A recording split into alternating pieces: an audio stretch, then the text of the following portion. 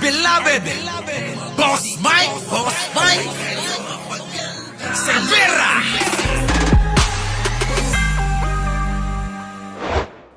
Pumalo sa higit 320 pesos. Nako mga kababayan, ito na ngayon yung pagtapyas daw sa 12% VAT sa processed food pag-aaralan. Ito po mga kababayan kasi yung VAT napupunta sa gobyerno. Pero karamihan dyan dinadaya ng mga kumpanya. Pagalingan ho yan. Di ba alam nyo to? Pagalingan ng ano yan ng accountant. Di ba, no? Ganon Sarah Brightman vlog. Ito na, pasok. Pesos ang kada kilo ng manok. Pati bigas, magmamahal din daw sa mga susunod na araw. Domino effect pa rin yan ng mahal na petrolyo. Na itong Frontline Report. Ayan, narinig nyo mga DDS. Eliseo Balubad. Kaya daw, nagtataas ang lahat ng bilihin gawa ng epekto ng pagtaas ng krudo at gasolina. Yan yun. Kaya meron yan domino effect. Domino yan effect talagang lahat di ba? Parang yung domino kapag tinumba mo yung isa, lahat yan mga kababayan, tumba. Ewan ko lang yung mga vlogger ni Martin. Ewan ko lang yung mga vlogger ni Martin kung tutumba. Di ba? Tuloy. Kapit mga kapatid, dahil sa mga susunod na araw, darapag na sa ating mga hapagkainan, epekto ng gera sa Middle East. Gaya na lang ng manok, na sa ngayon ay 200 pesos per kilo, na posible raw sumipa sa 324 pesos ayon sa Department of Agriculture. Okay. Magmamahal ang presyo ng pang-ulam, pati ba naman ang bigas? Patay tayo dyan, mga kababayan ko. Martin, balik mo na yung ninakaw mo. Sara Duterte, balik mo na yung ninakaw mo. Garjola, balik mo na yung ninakaw mo. Mga Diskaya, balik nyo na yung ninakaw nyo. Ayaw ni Mima ng ganyan, boss. Edison Posse. Kala mo lang yun. Tuloy. Ngayon, ay, sumayat!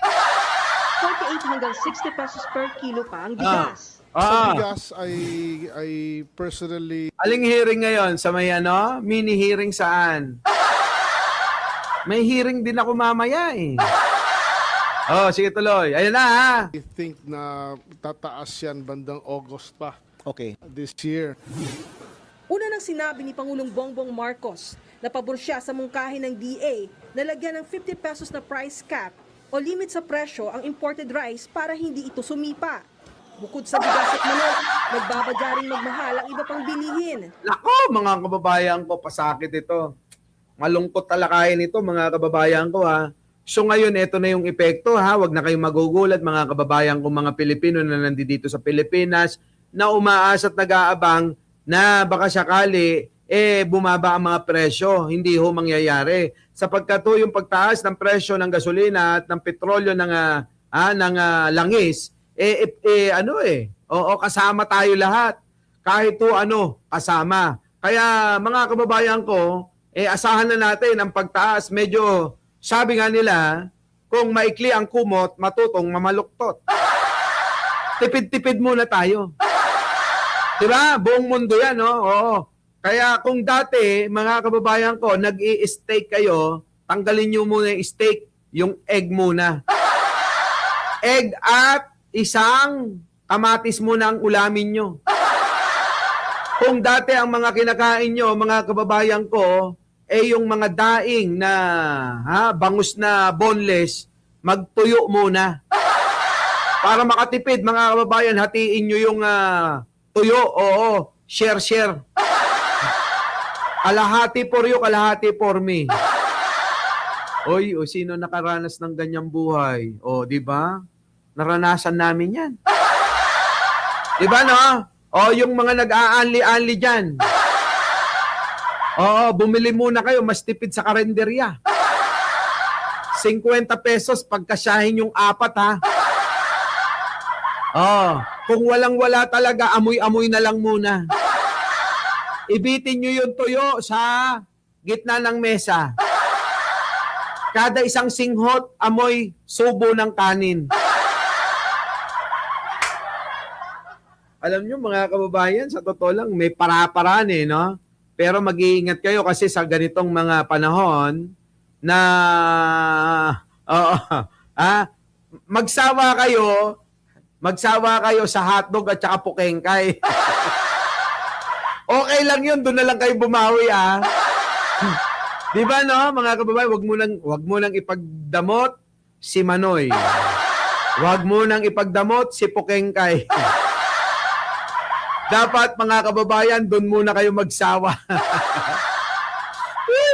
Ewan ko mga kababayan ko, lahat ng Pilipino nararanasan yan. Totoo! Bagong mantika. Di ba mga Yun, wag nyo nang tipirin yun. Doon na kayo magpakasarap. So mga kababayan ko, ayan na, alam nyo na mangyayari malapit na. Malapit na malapit mga kababayan, talagang mahihirapan tayo, konting tiis, konting tiyaga lang mga kababayan, mairaraos natin yan. Pilipino tayo, Pilipino, matidiskarte yan.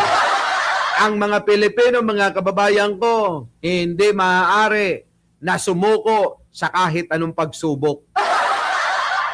Yung mga DDS lang, pwede ba magsama-sama na lang kayo sa isang lugar?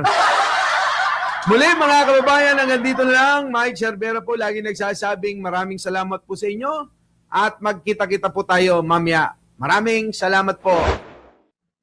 Our beloved Boss Mike! Boss Mike!